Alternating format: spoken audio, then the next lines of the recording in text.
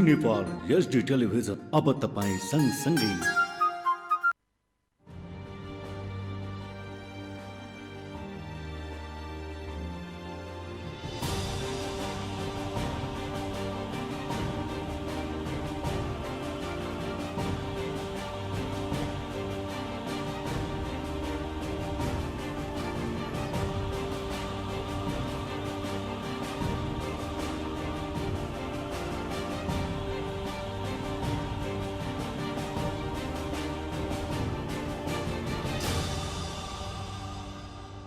आदरणीय दर्शक नमस्कार, तपाईहरु हेर्दै हुनुहुन्छ जी नेपाल एचडी टेलिभिजनबाट प्रसारित कार्यक्रम स्वास्थ्य नै जीवन।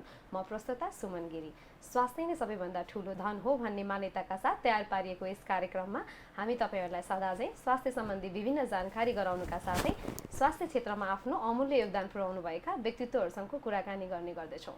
विश्वव्यापी रूपमा फैलिएको संक्रमण कोभिड-19 यसको संक्रमणले नेपाल पनि अहिले अछुतो रहन सकेन र विगतको 2 महिनादेखि लकडाउनको कारणले गर्दा घरमै होम क्वारेन्टाइन बिताइराख्नु भएका बालबालिकाहरूको त झन् समस्या नै बेग्लै छ। यसमाथि होम क्वारेन्टाइनका कारण, बच्चाहरूको कारण र कोभिड-19 लाई लिएर आमा बाबुहरूको चिन्ता त झन् सामान्य नै रहेको छ र आमा बुवाको मनमा घरमा बस्दाखेरि धेरै किसिमका प्रश्नहरू उब्जिने गरेका छन्। उहाँहरू धेरै चिन्तित देखिनुहुन्छ कोभिड-19 लाई लिएर। त्यसैले यो समस्याहरूलाई केही भए पनि निराकरण गर्नको लागि आज हामीले हाम्रो स्टुडियोमा निम्ताएका छौँ डाक्टर रोमा बोहरा। उहाँ हुनुहुन्छ एसोसिएट प्रोफेसर नेपालगञ्ज मेडिकल कलेजका बालरोग विशेषज्ञ डाक्टर रोमा बोहरा। आउनुहोस्, उहाँलाई स्वागत गरौँ आजको कार्यक्रममा। डाक्टर साहब, स्वागत छ तपाईँलाई यस कार्यक्रममा। धन्यवाद। हजुर डाक्टर साहब, के गर्दै हुनुहुन्छ आजभोलि, कता व्यस्त हुनुहुन्छ? आजभोलि बिरामी भएका बच्चाहरू हेर्दैछु। डाक्टर हुनाले बिरामी भएको बच्चाहरू हेर्ने मेरो फर्स्ट प्रायोरिटी भइ नै हाल्यो। अहिले कोभिडको बेलामा उपयुक्त प्रिकसनहरू लिएर उहाँहरूको ट्रिटमेन्ट गर्दैछु र यो सँगसँगै म एउटा आमा पनि छु र अहिले लकडाउनको अवस्था छ, स्कुल्सहरू बन्द छ। यो बेलामा आफ्नो बच्चालाई पनि विभिन्न किसिमको क्रिएटिभ एक्टिभिटीहरूमा बिजी गराउँदा नि टाइम कता गएको थाहै हुँदैन। हजुर, एकदम डाक्टर साहब, हजुरले भनेको जस्तै कोरोना भाइरसको संक्रमण नेपाल पनि अछुतो रहेन। त्यसमाथि हाम्रो बच्चा बच्चीहरू घरमा लकडाउनमा छ। हुन त सबैजनालाई कोभिड-19 भनेको के हो, कोरोना भाइरस भनेको के हो भन्ने कुरा त सबैलाई थाहा भइसकेको छ। त्यही पनि यो कोरोना भाइरस भनेको खास के हो, यसको बारेमा केही भनिदिनुहोस् डाक्टर साहब। कोरोना भाइरस भनेको डिसेम्बर 2019 मा चीनको वुहान सिटीबाट सुरु भएको एउटा भाइरल इन्फेक्सन हो, जुन बिस्तारै चीनको अरू प्रोभिन्सहरूमा फैलिँदै गयो। अहिले विश्वव्यापी रूपमा विश्वभरि 213 वटा देशमा यसको संक्रमण देखिराखेको छ। नेपालमा अहिलेसम्म 219 वटा संक्रमित व्यक्ति हुनुहुन्छ। उहाँहरूमध्ये 36 जना राम्रो भएर घर गइसक्नु भएछ आइसोलेसनमा बसेपछि र अस्ति भर्खरै एकजना सुत्केरी बहिनीको मृत्यु पनि भएको छ। हजुर डाक्टर साहब, अब यो कोभिड-19 को बेला लगभग 2 महिना हुन थाल्यो, लकडाउनमा बच्चाहरू घरमा हुनुहुन्छ। हजुरले भनिसक्नुभयो, हजुर एउटा बालरोग विशेषज्ञको सँगसँगै हजुर आमा पनि हुनुहुन्छ। यो अवस्था आमा बुवाको लागि एकदमै गाह्रो अवस्था छ। यसको गाह्रो अवस्था हुँदै पनि लकडाउनको पालना गर्दै पनि अब बच्चाहरूलाई यो कोभिड-19 बाट त हामीले बचाउनु नै छ, यो इन्फेक्सनबाट टाढा राख्नु नै छ। यसको लागि चाहिँ नि हामीहरूले यो रोकथाम गर्नको लागि, यो इन्फेक्सनलाई कम गर्नको लागि घरमा हामी के गर्न सक्छौँ डाक्टर साहब? के गर्दाखेरि हामी बच्चाहरूलाई के कुरा सिकाउन सक्छौँ जसले गर्दा कोभिडको इन्फेक्सनलाई हामी कम गर्न सक्छौँ डाक्टर साहब? कोभिडको इन्फेक्सन कम गर्नलाई हामीले प्रिकसनको लागि जे मेजर्सहरू छ सबै फलो गर्नुपर्ने हुन्छ। जसरी कि सोशल डिस्टेन्सिङ, भिडभाड नगर्ने, यदि बाहिर निस्किनु पर्यो अथवा अरू व्यक्तिहरूको सम्पर्कमा आउनु पनि पर्यो भने 2 मिटरको दूरी राख्नुपर्ने हुन्छ। त्यसपछि सेनिटाइजरको प्रयोग गर्नुपर्ने हुन्छ। ह्यान्ड वासिङ, ह्यान्ड हाइजिनमा ध्यान पुर्याउनु पर्ने हुन्छ र ह्यान्ड वासिङ पनि 20 सेकेन्डसम्म गर्नुपर्ने हुन्छ। अब 20 सेकेन्ड काउन्ट गर्न त बच्चाको लागि के भनौँ, ठुलो व्यक्तिको लागि पनि गाह्रै हुन्छ। त्यसैले गर्दा happy birthday to you song 2 चोटि गाएपछि 20 सेकेन्ड भइहाल्छ। त्यो बच्चाहरूलाई हामीले यो कुरा सिकाउनु पर्ने हुन्छ। राम्रोसँग हात सफा गर्ने र 20 सेकेन्डसम्म 2 चोटि ह्याप्पी बर्थडे सङ गाइदिने। त्यसपछि मास्कको प्रयोग गर्नुपर्ने हुन्छ। हजुर डाक्टर साहब, यो त भयो कोभिड-19लाई लिएर। डाक्टर साहब, अब यो अहिले सिजन आयो, पानी पर्दैछ, गर्मीको सिजन हुँदैछ, कोभिड सँगसँगै हाम्रो बच्चाहरूलाई चाहिँ अब सिम्पल ज्वरो आउने, डायरिया हुने, टाउको दुख्ने, भमिटिङ हुने यो समस्या त कन्टिन्यू अब बच्चाहरूलाई हुने नै गर्दछ डाक्टर साहब। अब यस्तो समयमा आमा बुवाहरू आत्तिराख्नु भएको हुन्छ घरमा, र यस्तो किसिमलाई अब कोभिडको इन्फेक्सन र अब यो नर्मल फ्लूलाई कसरी छुट्याएर घरमा केयर गर्ने आमा बुवाले र हजुरहरू डाक्टर साहबहरूलाई चाहिँ कस्तो स्थितिमा भेट्ने, केही हजुरलाई भनिदिनुहोस् न डाक्टर साहब। डेफिनेटली अहिले कोभिडको पेन्डेमिक छ, तर एउटा राम्रो खबर हाम्रो लागि के छ कि कोभिड बच्चालाई धेरै छुँदैन। यदि 100 जनालाई कोभिडको इन्फेक्सन भएछ भने त्यसमध्ये 1 जना बच्चा हुनुहुन्छ। त्यसैले गर्दा 1% बच्चामा कोभिडको इन्फेक्सन देख्छ र साधारण रुगाखोकी, मौसमी ज्वरोहरू, टाइफाइड भयो, त्यसपछि झाडा पखाला यो बच्चाहरूलाई पहिल्यैदेखि नै भइराखेको रोगहरू छ। यिनीहरूको नै इन्सिडेन्स बढी छ, यिनी रोगहरूको नै। कोभिडको इन्सिडेन्स एकदम कम छ। यदि साधारण रोग केही दिनपछि 5-7 दिनमा ट्रिटमेन्ट गराउँदा पनि आफै राम्रो भएन भने, अथवा ट्रिटमेन्ट गराएर पनि राम्रो भएन भने, ज्वरो बढ्दैछ, खोकी पनि बढ्दैछ, अवस्था जटिल हुँदै गयो भने कोभिडको आशंका गर्नुपर्ने हुन्छ। अथवा बच्चाहरू कोभिड भएको कुनै पनि व्यक्तिको सम्पर्कमा आउनु भएछ भने पनि कोभिड दिमागमा राख्नुपर्छ कि हुनसक्छ। हजुर डाक्टर साहब, हजुर। अनि यो हाम्रो अहिलेसम्मको डाटा हेर्दा हजुरले भनेको जस्तै विश्वव्यापी रूपमा चाहिँ नि बच्चाहरूलाई एकदमै कम इन्फेक्सन भएको। हुन त नर्मल फ्लू चाहिँ बच्चाहरूमा धेरै हुने गर्छ, तर कोभिडको इन्फेक्सन चाहिँ बच्चाहरूलाई कम देखिएको छ। चाइनाको हेरौँ, चाइनामा पनि 2.4% मात्रै इन्फेक्सन रेट भयो, अनि इलनेस उनीहरूमा क्रिटिकल इलनेस चाहिँ अलिक कमै देखिएको छ, र डेथ रेट 0 नै थियो चाइनामा। त्यो किसिमले यो के कारणले गर्दा होला डाक्टर साहब? यसमा आमा बुवाको एकदम मनमा यो क्वेसन रहिरहेको छ, के कारणले गर्दाखेरि इन्फेक्सन कम हुन्छ डाक्टर साहब कोभिडको बच्चाहरूमा? कोभिडको बच्चाहरूमा बच्चाको जुन इम्युनिटी हुन्छ नि, कुनै पनि संक्रामक जुन जीवाणु अथवा ब्याक्टेरिया हुन्छ त्यससँग जुन लड्ने क्षमता हुन्छ त्यसैलाई इम्युनिटी भन्छौँ हामीले। र बच्चाको इम्युन मेकानिजम यसको कोभिडको लागि अलिकति फरक खाले छ एडल्ट व्यक्तिहरू भन्दा। एउटा साइटोकिन स्टर्म भन्ने एउटा फेनोमेना हुन्छ एडल्ट्सहरूमा, त्यो एकदम पावरफुल इम्युन रिएक्सन छ। बच्चाहरूमा यति पावरफुल इम्युन रिएक्सन हुँदैन, साइटोकिन स्टर्म हुँदैन। त्यसैले गर्दा बच्चामा अलिकति लागे पनि जटिलता पनि कम हुन्छ र लाग्ने सम्भावना पनि कम हुन्छ। हजुर, एकदमै राम्रो कुरा हो डाक्टर साहब, बच्चाहरूमा कोभिडको इन्फेक्सन कम हुनु भनेको त। तर अहिले चाहिँ नि आएर जस्तो बच्चाहरू घरमा हुनुहुन्छ 2 महिनादेखि धेरै गाह्रो कुरा हो डाक्टर साहब, होइन?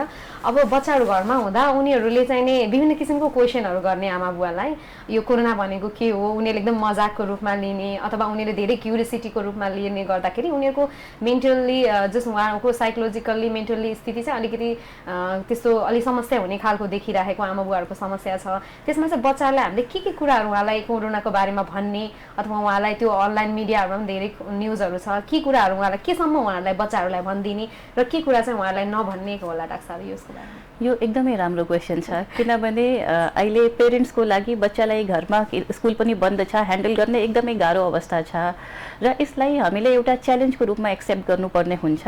बच्चालाई इन्फर्म गर्नुपर्छ कोभिड भनेको के हो, कसरी फैलिन्छ, होइन? तर बच्चाको एज हेरेर बच्चाले कतिको बुझ्न सक्छ। अब कोभिड भनेको एउटा इन्फेक्सन छ, एउटा 2-2.5 वर्षको बच्चाले पनि बुझ्न सक्छ यदि हामी 2-4 पटक बुझायो भने। हामी किन बाहिर गइराखे छैनौँ अथवा मार्केटबाट सामान किनेर ल्याइदिए छैन, होइन? बच्चाहरूको धेरै क्वेसनहरू हुन्छ, म पनि दिनदिनै फेस गर्छु। मेरो बाबुले पनि सोध्छ, मामु बाहिर जाम केही किनेर ल्याउँ, होइन बाबु कोरोना छ अहिले नजाम भनेर मानिहाल्छ। त्यो बच्चाको एज हेरेर काउन्सिलिङ गर्नुपर्ने, सिकाउनु पर्ने कुरा हुन्छ। फेरि बच्चालाई पनि कम गाह्रो छैन, एकदम लकडाउन भएर लक भएर घरमा बस्ने बच्चालाई एकदमै च्यालेन्जिङ छ। यस्तोमा हाम्रो रोल एकदम धेरै छ, आमाको मात्रै होइन, यसमा बुवाको रोल पनि इक्वली नै छ। बच्चालाई क्रिएटिभ एक्टिभिटीहरूमा इङ्गेज गराउनु पर्ने हुन्छ। जसरी अब केही गेम्सहरू, फुटबल खेल्न सकिन्छ, घरमै बसेर कोठामा पनि फुटबल अलिअलि खेल्न सक्छ, हातबाट पनि खेल्न सकिन्छ। लुडो भयो, क्यारम बोर्ड भयो, बच्चा अलि ठुलो छ भने चेस पनि खेल्न मिल्छ। त्यसपछि आर्ट एन्ड क्राफ्ट, बच्चाको इन्ट्रेस्ट हेरेर डान्स, म्युजिक, होइन, त्यस्तो कुराहरू अथवा स्टोरी टेलिङ जे पनि गर्न सकिन्छ। हजुर, एकदमै राम्रो सल्लाह दिनुभयो डाक्टर साहब। अब यो हामीले बच्चाहरूलाई, अब ठुलोलाई त सोसल डिस्टेन्सिङ बताउन गाह्रो भइरहेको स्थितिमा अब बच्चालाई चाहिँ सोसल डिस्टेन्सिङ सिकाउनु त पर्यो नै हामीले। उनीहरूलाई सोसल डिस्टेन्सिङ कसरी सिकाउने डाक्टर साहब? र अहिले भनिराखेको छ अब 70 क्रस हुनुभएको हजुरबुवा हजुरमुवासँग चाहिँ अलिकति इन्फेक्सन रेट धेरै हुने व्यक्तिहरूसँग, सङ्क्रमित रेट धेरै हुने व्यक्तिहरूसँग चाहिँ बच्चाहरूलाई टाढा राख्ने भन्ने किसिमको प्रश्नहरू उठिराखेको छ। यसमा के भन्नुहुन्छ डाक्टर साहब? यो हामीलाई लाग्छ मात्रै कि बच्चाले भनेपछि मान्दैन होला अथवा बुझ्दैन होला। मेरो बुझाइमा र मेरो एक्सपिरियन्समा वयस्क व्यक्तिभन्दा बच्चाहरूले कुरा बढी मान्छन्। जसरी बच्चाहरूलाई हामी भनिदियो भने बाबु अथवा नानी यो रोग छ, यो यसरी सर्छ, यस्तोमा हामीले अरू व्यक्तिभन्दा 2 मिटरको डिस्टेन्स राख्नुपर्छ भने बच्चाहरूले अन्दाजी 2 मिटरको डिस्टेन्स राख्छन् र हामीले राखे छैन भने उल्टो हामीलाई सिकाउँछन् माग्नु तपाईँ पनि 2 मिटर टाढा बस्नु नै त कोरोना लागिहाल्छ। त्यस्तो गाह्रो छैन, बच्चाले बुझिहाल्छन्। र अर्को कुरा एज धेरै भएको व्यक्तिहरूमा यसको जटिलता र सम्भावना बढी छ। त्यसले गर्दा सकेसम्म उहाँहरूलाई छुट्टै कोठामा राखिदिनु पर्ने हुन्छ। उहाँहरूलाई भनेर सम्झाएर कि हेर्नुहोस् तपाईँको एज बढी छ, तपाईँलाई रोग लाग्ने सम्भावना बढी छ, त्यसैले गर्दा तपाईँहरू अन्य व्यक्तिहरूभन्दा अथवा घरको अन्य मान्छेहरूभन्दा छुट्टै कोठामा बस्दा अर्को कन्ट्याक्टमा धेरै नआउँदा तपाईँले राम्रो हुन्छ भनेर हामी बुझाउन सक्छौँ। हजुर डाक्टर साहब, अर्को प्रश्न पनि आमा बुवाहरूले अहिले धेरै सोधिराख्नु भएको छ। जस्तै हामी एउटै परिवारमा छौँ, बच्चाहरूको केयर गर्दैछौँ, तर त्यो कोभिडको इन्फेक्सन छ छैन त्यो हामीलाई थाहा छैन। त्यस्तो स्थितिमा चाहिँ हामीले बच्चाहरूको केयर गर्दा मास्क आमा बुवाले, घर परिवारले मास्क लगाउने कि नलगाउने घरमा नर्मल बेलामा पनि भन्ने क्वेसन छ। यसमा के छ डाक्टर साहब? अब थ्योरेटिकली हेर्दाखेरि मास्क लगाएकै राम्रो, किनभने कोही न कोही कामले घरबाट बाहिर निस्किनु नै पर्छ, चाहे त्यो तरकारी किन्नलाई होस्, फलफुल अथवा अन्य घरायसी सामानहरूको लागि। बाहिर निस्किँदाखेरि को व्यक्तिलाई कोरोना छ कोलाई छैन हामीलाई आफै थाहा हुँदैन। त्यसपछि अब आफूलाई सङ्क्रमण भएको नभएको पनि थाहा हुँदैन, किनभने धेरै जसो केसहरू एसिम्टोमेटिक नै हुनुहुन्छ, उहाँहरूलाई केही पनि लक्षण देखेको छैन। त्यसैले गर्दा अब थ्योरेटिकली त मास्क लगाउँदा नै राम्रो होइन। यदि सक्नुहुन्छ भने लगाउनु एकदम राम्रो कुरा, यदि सक्नुहुन्न भने त अलिकति त्यसलाई डिल गरे हुन्छ। हजुर डाक्टर साहब, एकदमै अब हाम्रो नेपालमा पनि भर्खरै सुत्केरी आमाको मृत्यु भएको छ कोरोनाले गर्दा, त्यो दुःखद समाचार पनि हो। अब यो सँगसँगै एउटा खालको प्रश्न अब उठिरहेको छ, त्यसमा चाहिँ के भन्दै हुनुहुन्छ भने यदि गर्भवती हुँदा नै आमालाई कोरोना भयो र केही दिनमा बच्चा जन्मियो भने त्यो बच्चालाई सर्ने सम्भावना कतिको हुन्छ भन्ने खालको प्रश्नको के छ डाक्टर? कोभिड भनेको हाम्रो लागि एकदम नयाँ रोग छ। अहिले 5-7 दिन अगाडिसम्म यो आमाबाट बच्चामा सर्दैन भन्ने रिपोर्ट्सहरू थियो, तर भर्खरै 3 दिन अगाडि एउटा रिसर्च आएको छ, त्यसमा लेखेको छ कि आमाबाट बच्चालाई सर्छ। बच्चा जन्मिने बित्तिकै बच्चाको प्लेसेन्टाको, कॉर्ड ब्लडको हरेक चिजको टेस्ट गर्यो, त्यसमा RT-PCR पोजिटिभ आएको छ। त्यसैले गर्दा अब एउटा रिपोर्ट आएको छ, एकदम सर्टेनली त भन्न सक्दैन तर सर्छ जस्तो देखिएको छ। हजुर एकदमै। अब यो सँगसँगै अर्को प्रश्न पनि के रहेको छ भने डाक्टर साहब, अब यो कोभिडको इन्फेक्सन त बढ्दैछ, नेपालमा पनि बढ्ने नै होला, जहाँसम्म नबढोस् तर बढ्ने नै होला। बढ्दै चाहिँ यदि आमाबाट इन्फेक्टेड आमा हुनुहुन्छ, कोभिड इन्फेक्सन भएको, उसको बच्चा छ, फिडिङ गराउँदैछ भने उहाँलाई बच्चालाई फिडिङ गराउने कि नगराउने, गराउँदा कस्तो स्थितिमा फिडिङ गराउनु पर्ने हुन्छ डाक्टर साहब? यसलाई पनि क्लियर गरिदिनु होला। यो एकदमै राम्रो प्रश्न सोध्नुभयो हजुरले। ब्रेस्ट फिडिङमा, ब्रेस्ट मिल्कमा अहिलेसम्म कोरोना भाइरस भेटेको छैन, त्यसैले गर्दा ब्रेस्ट फिडिङ बच्चालाई गराउनै पर्छ। तर यदि आमा इन्फेक्टेड हुनुहुन्छ भने सर्टेन प्रिकसन्सहरू लिनुपर्ने हुन्छ, जस्तै कि आमाले बच्चालाई फिडिङ गराउँदाखेरि मास्क राम्रोसँग प्रयोग गर्नुपर्ने हुन्छ, ह्यान्ड सेनिटाइजेसन राम्रोसँग गर्नुपर्ने हुन्छ, ह्यान्ड हाइजिनहरू मेन्टेन गरेर र मास्कहरू प्रयोग गरेर फिडिङ गराउँदा राम्रो। हजुर। अब यो बच्चाहरूलाई केयर गर्ने क्रममा डाक्टर साहब अहिले बच्चाहरूमा पनि, नेपालको बच्चाहरूमा पनि देखेको छ कोभिडको इन्फेक्सन। अब घर परिवारमा अरूलाई चाहिँ कोभिडको इन्फेक्सन छैन तर बच्चालाई चाहिँ कोभिडको इन्फेक्सन छ भने बच्चालाई हामीले कसरी केयर गर्दाखेरि राम्रो हुन्छ डाक्टर साहब? कुन विधिबाट के केयर गर्नुपर्छ होला डाक्टर साहब? अब यदि बच्चा सङ्क्रमित छ भने त्यो बच्चाबाट अरूलाई सर्ने सम्भावना पनि ठुलो व्यक्ति जस्तै हुन्छ। बच्चामा लक्षण नदेखे पनि, बच्चामा जटिलता नभए पनि अरूलाई सङ्क्रमण हुने सम्भावना त्यो वयस्क व्यक्ति जति नै छ। त्यसैले गर्दा बच्चाको एज हेरेर यदि बच्चा अलिकति 8-10 वर्षको छ, अलिकति बुझ्न सक्छ भने त्यो बच्चाबाट अलिकति टाढै बसेको राम्रो होइन, त प्र्याक्टिकली सम्भव नहोला तर इन्फेक्सन सर्न सक्छ। यदि बच्चा सानो छ भने त्यो फेरि बच्चाको केयर गर्नै पर्यो, किनभने बाल अधिकारको कुरा पनि भयो होइन, त्यो पिपीहरू लगाएर बच्चाको केयर गर्दा हुन्छ। हजुर, एकदम डाक्टर साहब, अहिले हामीले अब कोभिडको इन्फेक्सन भइसकेपछि लगभग बिरामीलाई होम क्वारेन्टाइन, एसिम्टोमेटिकलाई होम क्वारेन्टाइन होइन, अब सिम्टम्स देखिए अनुसारको हामीले आइसोलेसन गर्ने गरेका छौँ। यदि घर परिवारमा कसैलाई सिम्टम्स देखियो, कोभिड-19 को इन्फेक्सन देखियो भने चाहिँ अब कसरी केयर गर्ने डाक्टर साहब त्यस्तो स्थितिमा चाहिँ? यहाँ दुईटा कुरा छ, इन्फेक्सन छ तर सिम्टम छ कि छैन। यदि इन्फेक्सन छ र सिम्टम छैन भने अहिलेको अवस्थामा हाम्रो नेपालको पोलिसी उहाँहरूलाई पनि हस्पिटलमा क्वारेन्टाइनमा राख्नुपर्ने नै छ। तर केस बढ्दै गयो भने सायद यो सम्भव हुँदैन होला। त्यतिखेर यदि कसैलाई इन्फेक्सन छ, आरटीपीसीआर पोजिटिभ छ तर केही पनि सिम्टम देखे छैन भने उहाँहरूलाई होम क्वारेन्टाइनमै राख्दा राम्रो। तर इन्फेक्सन पनि छ र सिम्टम्सहरू पनि छ भने उहाँहरूलाई हस्पिटलमै राख्दा राम्रो। हजुर डाक्टर साहब, अहिले अब यो त आमा बुवामा भएका प्रश्नहरू भए होइन। अब एउटा किसिमको कस्तो भने कोभिड-19 को त्रासले आमा बुवा कसैलाई पनि रोकेको छैन, धेरैजना डरमा हुनुहुन्छ। अब यस्तो डर हुँदाखेरि चाहिँ नि सामान्य अरू किसिमको फ्लूहरू अनि सामान्य रेगुलर चेकअपहरू यो किसिमको पनि डिस्टर्ब भएको छ। आमा बुवाहरू हस्पिटल आउन डराइराख्नु भएको छ।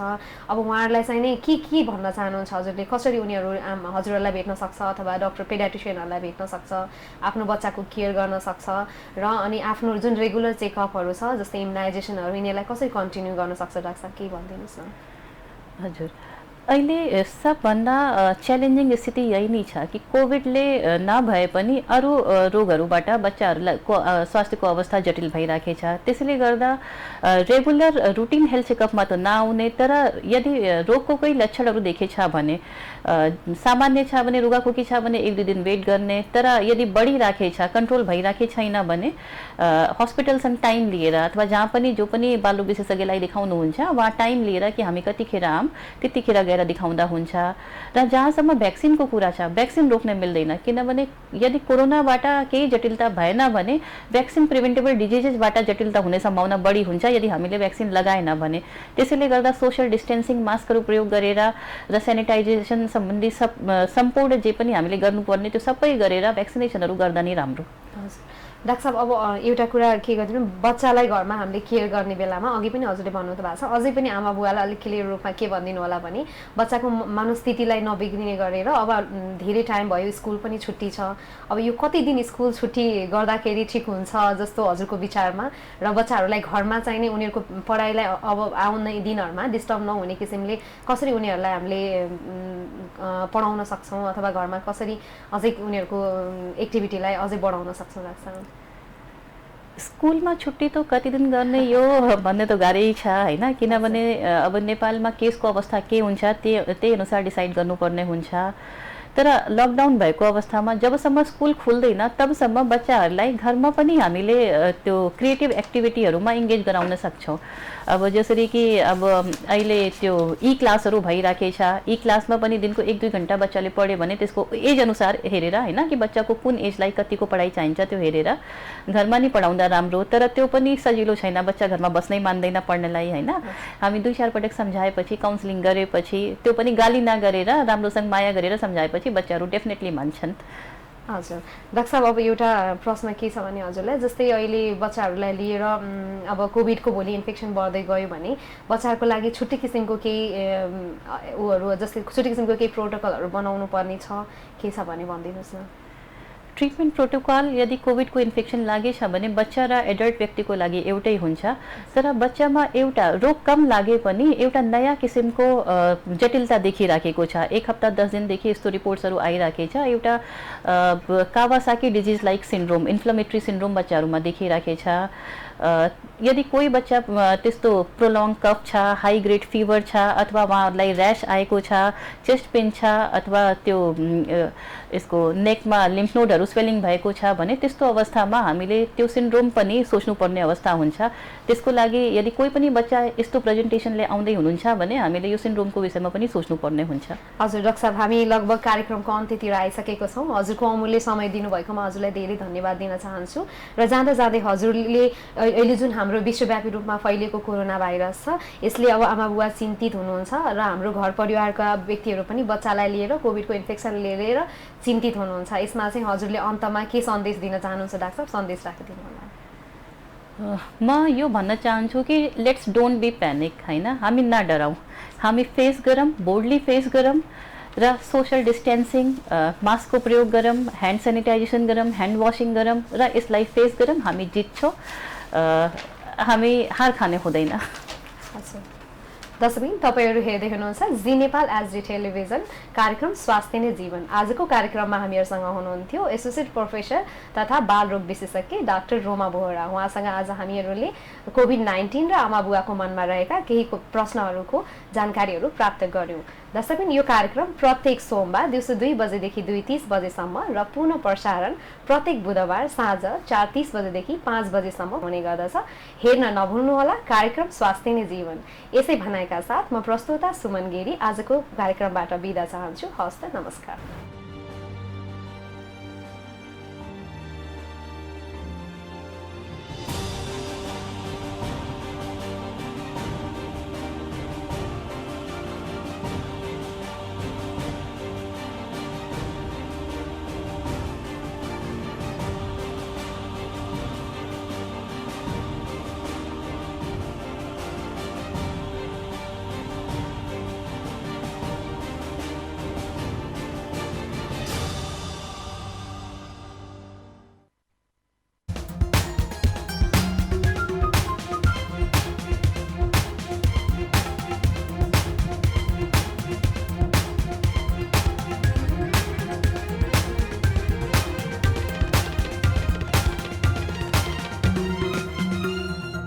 जी नेपाल एचडी टेलिभिजन अब तपाईँ सँगसँगै